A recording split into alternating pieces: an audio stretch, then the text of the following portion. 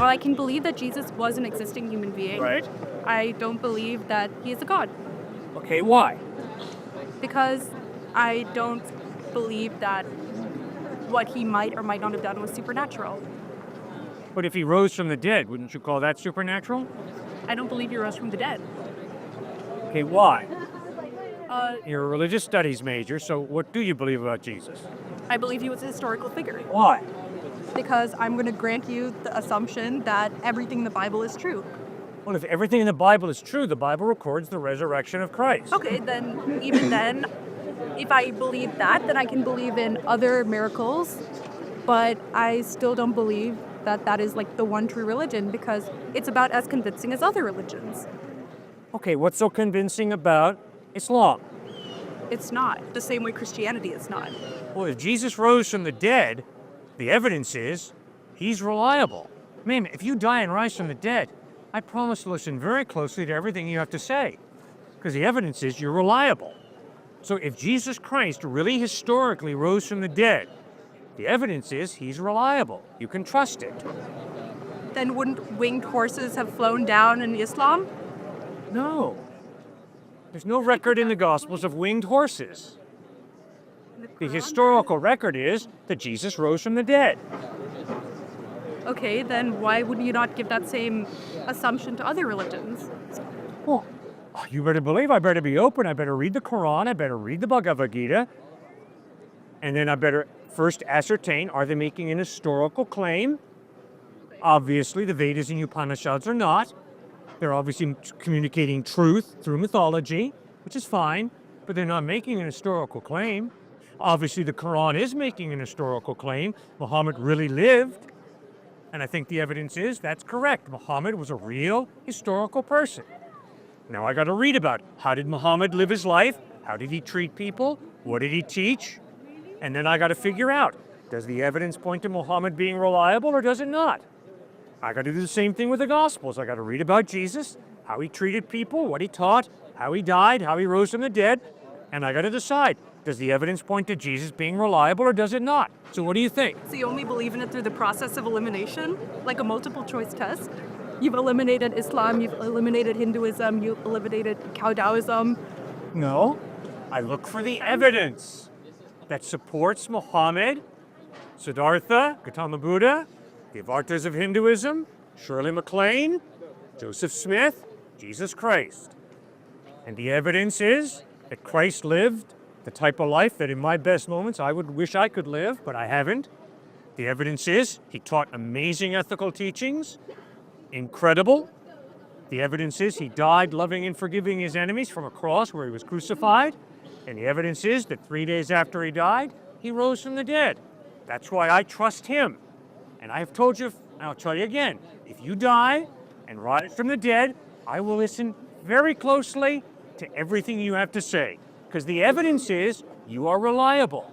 Does that make sense? So if you aim to live by his loving and kind example, why are you out here intentionally belittling and misunderstanding students? I have not belittled anybody. I have had strong disagreements with people.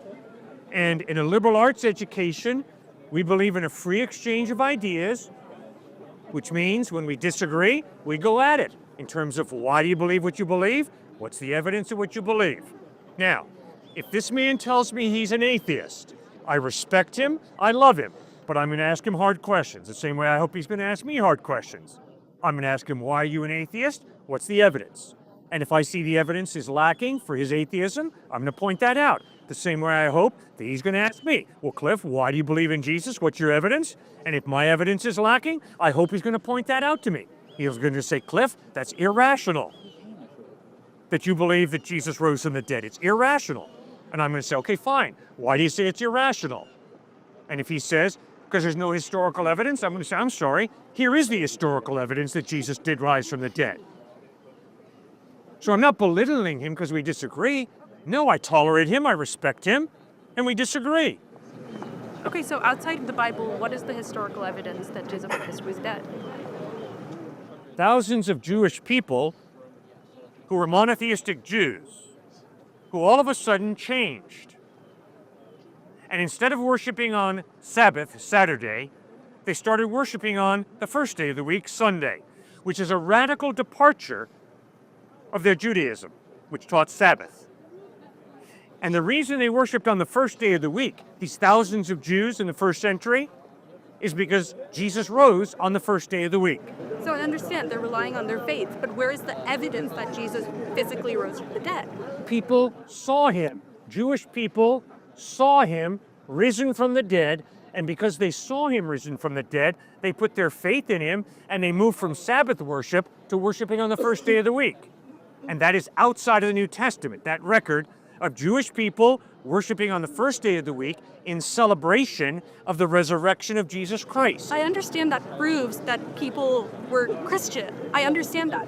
But that doesn't validate the basis of Christianity that you're using as evidence. Yes, it does. No, it doesn't. They changed said their habits. they saw Jesus Christ risen from the dead. I agree that you are saying that. They said that, not me. They claimed to have seen Jesus Christ risen from the dead, and they started worshiping on Sunday because of that, in celebration of what they saw, the dead Christ risen from the dead. Yes, and that's a claim, which means there's a measure of skepticism. Yeah. That's So how do you work through your skepticism? Exactly. You know, I'm a skeptic about whether you're really here. I don't know that you're really here. I don't know that my eyesight tells me the truth about reality, so I don't know that you're really here. Really? Right about now, I got to make a decision. Is my skepticism good, or is my skepticism, hyper-skepticism, unhealthy? My fist stops here, because although I'm skeptical that he might not be here, no, the overwhelming evidence is he is here, and my fist better stop here, and I better not swing through his handsome face. I understand. Yes, I can be skeptical about Jesus' resurrection, but if the overwhelming evidence is people saw him and then they were willing to die for what they had seen, the dead Christ risen from the dead, I can be skeptical all day long, but I better make a correct decision. He rose from the dead. That's what the evidence points to. If I met you 2,000 years from now and you said, oh yeah, I saw a man standing here with a gray beanie on his head. Yeah. That's not convincing for me. Okay, what does it take to convince you?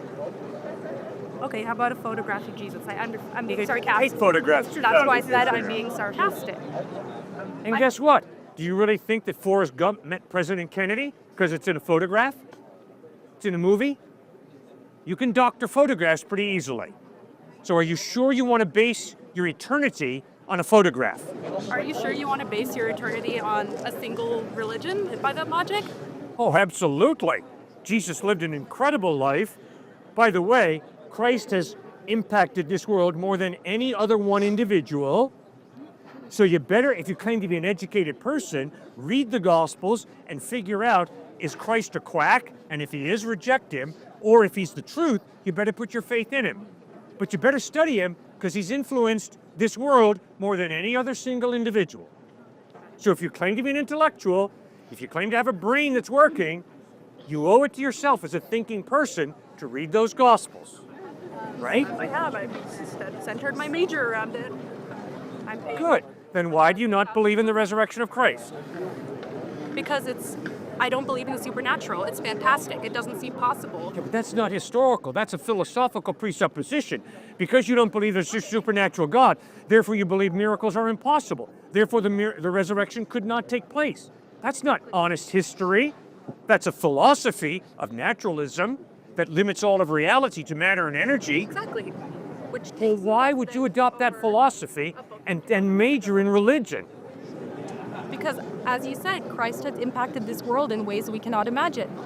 So even though I might not believe in Christ or believe in the book that you are touting, I still can see the impact on the people around me. This very discussion shows that there's something more important than a figure who may or may not have lived 2,000 years ago. I can still see the impact. I can still see how that affects our environmental policy. Okay, good. So you're into a sociological study of a phenomenon called Christianity. Exactly. Well, but if you're honest with yourself, you've got to acknowledge that Christianity is not a sociological phenomenon based on a feeling. It's a sociological phenomenon based on an historical claim that Jesus lived, taught, died, and rose from the dead. And people in Africa, South America, Asia, United States believe in this Jesus. So we're not talking about nationalism or colonialism. We're talking about people around the world who insist that Jesus Christ has changed their life and that he is the truth. Pretty intense. So I think you got to do a little more than just, well, because I'm a naturalist, I don't think it happened, the resurrection. That's not fair. You got to be open to the supernatural. I am. That's why it's my major. No, you're not. You said you don't believe in the supernatural. Yes, and I can still search for what other people find spiritual or meaningful. Well, why can't you be open to the supernatural? Because I was open and I didn't feel anything when I was a Christian, so I turned away from What on earth were you waiting to feel as a Christian? God's love. God's love. So how do you feel God's love? I don't. That's why I'm not a Christian. Well, why did you set this standard of, unless I feel his love, he doesn't love me? No, that means if God is supposed to love every individual, I don't see any proof in the science. If I don't see any proof in the science, and I don't see any proof beyond the science, like in human relationship, interpersonal interaction, something beyond the physical tangible, if I don't feel anything beyond that, if I don't see anything spiritual in this world, then what reason do I have to believe? You've never experienced the love of a person? I've never experienced the love of Christ. Have you ever experienced the love of a person? Probably not. Not? All right, well, that's tragic. I'm I sorry. don't quantify it without a brain scan, as he said. Yeah. My point is, you will never be able to x-ray love. You'll never be able to get love on a brain scan. Why? It's an intangible value. But your experience of life hopefully will show you that love is real, even though you can't graph it on an MRI scan or on an x-ray. Why? Because you experience love from others. And when you experience love from others, you begin to understand there's more to reality than just the material. All right, but that still doesn't lead me to that love being the same as a supernatural love. Those two things don't have to correlate. If there is this intangible value of love, it means there's some type of God who creates that intangible value. No, it doesn't. Yes, it does. How? Because if there is no God, there is no intangible, real value of love. There are chemicals, there's MRI scans and x-rays and blood tests, but there's no intangible value of love because all of reality is matter and energy if there is no God. But you can be atheist, not believe in God, and still believe in something greater than humanity. Like what and why? Okay, love. I could believe in love and still not connect it to a divine being who created it. But you cannot be an atheist and believe in love because if you're an atheist, you are reducing reality to matter and energy. Okay, and love could be an energy. We can't quantify all forms of energy. No, love is a free decision to care about somebody. Love is not a free decision. Love could be irrational. Okay, that's where we disagree. I insist that I do not have to love this man. I could be racist. I could be arrogant and look down on him. Or I can respect him and love him. I don't have to do either. And there are too many examples in our culture of people hating and being racist toward this man. I am convinced that none of us have to be racist, that we can choose to freely love and respect each other. But if we believe that we can freely choose to love and respect each other, it means that reality is bigger than matter and energy.